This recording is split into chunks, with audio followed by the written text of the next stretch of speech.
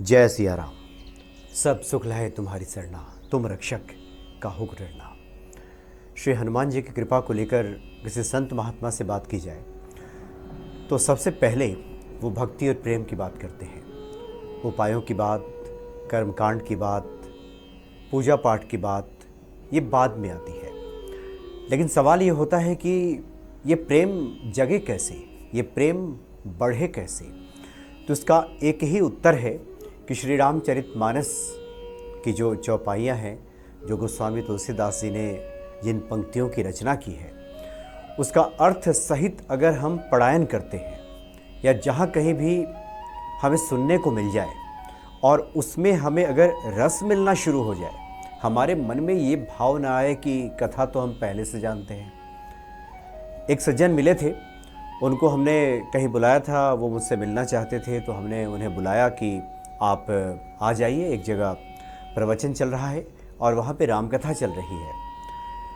तो बार बार वो फ़ोन किए जा रहे थे, मुझे पहुँचने में थोड़ी देरी हो रही थी। तो हम उनसे कह रहे थे कि आप कथा में नहीं हैं क्या, आप कथा में तो बैठिए, कथा सुनिए, मैं पहुँच रहा हूँ।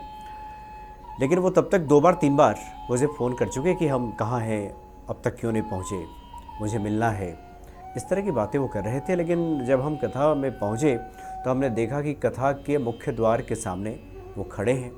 मुझे बड़ा आश्चर्य हुआ कि हनुमान जी की पूजा करते हैं, हनुमान जी की भक्ति की बातें करते हैं, जीवन में समस्याएं भी हैं, तो अंदर जो पांडाल में कथा चल रही है उसमें जाकर बैठे क्यों नहीं हैं। और जो कथावाचक हैं वो श्री कामतगिरी पीठाधीश्वर श्री राम स्वरूपाचार्य जी महाराज की कथा चल रही थी।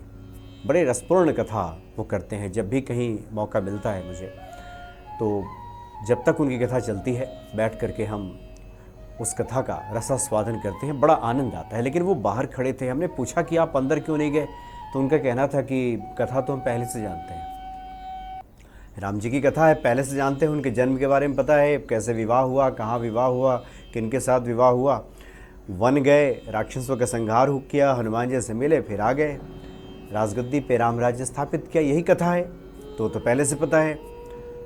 तात्पर्य यह है कि उन्हें रस प्राप्त नहीं हो रहा था, कथा में कोई रस नहीं, उनका कोई आनंद नहीं। इष्ट की चर्चा हो और भक्त को आनंद ना आ जाए, ये कैसा प्रेम।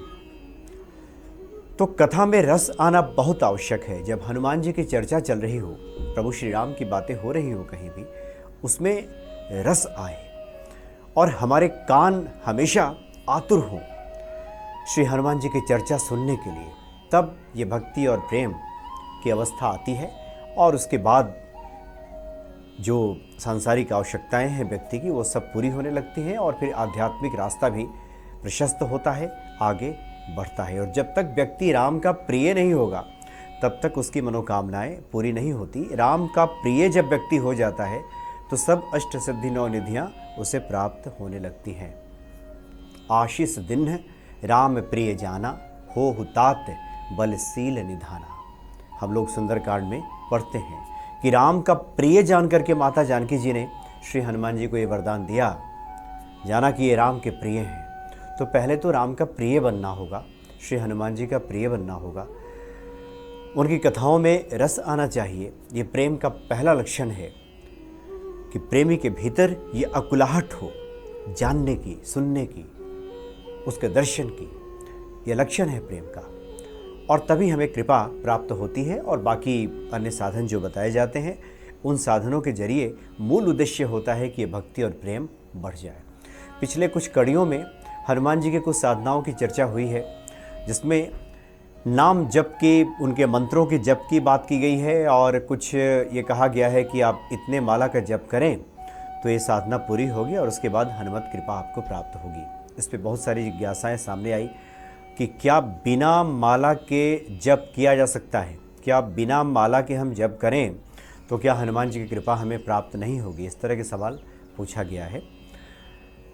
तो 3 प्रकार के जप होते हैं, आप सबको पता भी है, वाचिक, उपांशु और इसको कहते हैं अजपा या फिर मानसिक जप हम कहते हैं। एक तो वाचिक है कि हम जोर जोर से उच्चारण करते हैं किसी मंत्र का और सब लोग उसको सुन सकते हैं, यह वाचिक जप है। अजपा है जो कि होठ हमारे हिलते हैं और सामने बैठे व्यक्ति को भी वो शब्द सुनाई नहीं पड़ता, और मानसिक जप जो मन ही मन चलते रहता है। और ज़्यादातर जो संत हैं वो मानसिक जप ही करते हैं, वो लोगों से बात भी कर रहे होते हैं, एक माला चलती रहती है, सांसारिक कार्यों में वो लगे हुए भी दिखाई देते हैं और ये जप भी चलते रहता है। और तभी वो इतनी बड़ी संख्या में जप कर पाते हैं, क्योंकि उनका अभ्यास होता है कि जिस प्रकार से हम गाड़ी चलाते हैं और एक अभ्यास के तहत हम स्टीयरिंग पे हाथ रखते हैं, ब्रेक दबाते हैं और गाड़ी चल रही है, और साथ में हम बात भी करें, अन्य कार्यों का भी हम निष्पादन करते हैं, उसी प्रकार से एक ऑटोमेटिक वे में ये जप भीतर चलते रहता है और व्यक्ति बाहर से अन्य कार्यों को संपादित करता हुआ दिखाई देता है। तो ये 3 प्रकार के जप हैं, इन तीनों प्रकार से जपा जा सकता है। अब क्या बिना माला के जप हो सकता है? बिल्कुल हो सकता है, लेकिन अगर सिर्फ हम निर्मल भक्ति हम चाहते हैं कि हमारी आध्यात्मिक उन्नति हो, श्री हनुमान जी के प्रति, प्रभु राम के प्रति हमारी भक्ति बढ़ जाए, श्रद्धा बढ़े, तब ऐसे ही आप जप करें, कोई दिक्कत नहीं है। लेकिन हम सिद्धि चाहते हैं, मनोरथों की सिद्धि चाहते हैं, हम चाहते हैं कि हमारा मनोरथ पूर्ण हो जाए, हमारी अभिलाषा पूर्ण हो जाए, जो मन की इच्छा है वो पूर्ण हो जाए। तो जो नियम बताए गए हैं उन नियमों के तहत माला का जप आवश्यक है, क्योंकि इससे साधना में जल्दी सफलता मिलती है। जितने दिनों की साधना बताई गई है उतने दिन तक इस किसी विशेष माला से अगर जप किया जाए तो हमें बहुत जल्द सिद्धि प्राप्त होती है।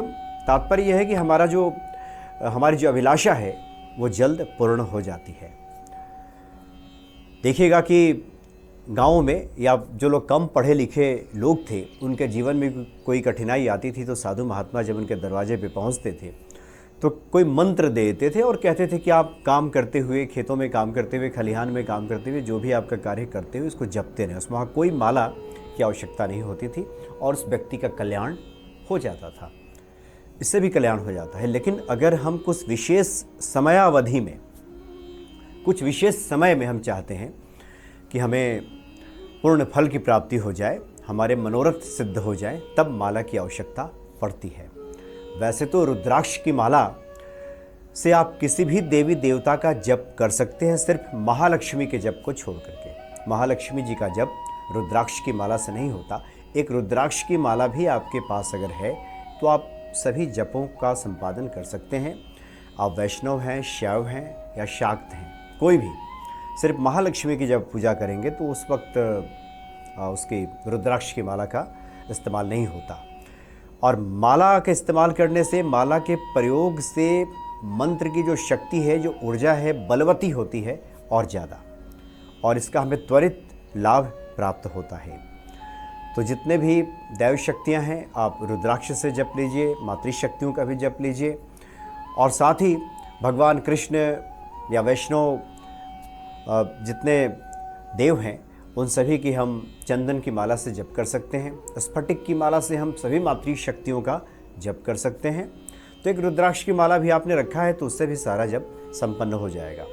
इसलिए माला के बिना काम रुकेगा तो नहीं। ऐसा नहीं कि माला नहीं है तो हमने अभी कोई अनुष्ठान ही शुरू नहीं किया, हम जप ही नहीं करेंगे, ऐसा नहीं है। कर माला का इस्तेमाल कीजिए, कर माला का इस्तेमाल कीजिए, जब भीतर ही भीतर ये जप चलने लगे और हनुमान जी की कृपा प्राप्त कर सकते हैं। इसलिए आप इसमें तनिक भी ना सोचें कि माला नहीं है तो जप नहीं होगा। जब बिल्कुल होगा, बिल्कुल इसको स्पष्ट समझ लेना है कि कुछ विशेष समयावधि में अगर आप पूर्ण फल चाहते हैं तो माला का इस्तेमाल कीजिए, नहीं है तो ऐसे भी कीजिए। माला जब हो जाए तो फिर माला से जप करना शुरू कर दीजिए, ढूंढिए, मिल जाएगा। चूँकि शुद्धि अशुद्धि की भी बात होती है, लेकिन जहाँ एक बढ़िया माला मिल जाए उस माला को लेकर के आप हनुमान जी का जप कीजिए। परम दयालु हनुमान जी निश्चित ही कृपा करेंगे। मूल मंत्र ये है कि उनके प्रति हमारी प्रेम, हमारी श्रद्धा बढ़ती रहे तो ये ज़्यादा बढ़िया रहेगा। जय सिया राम।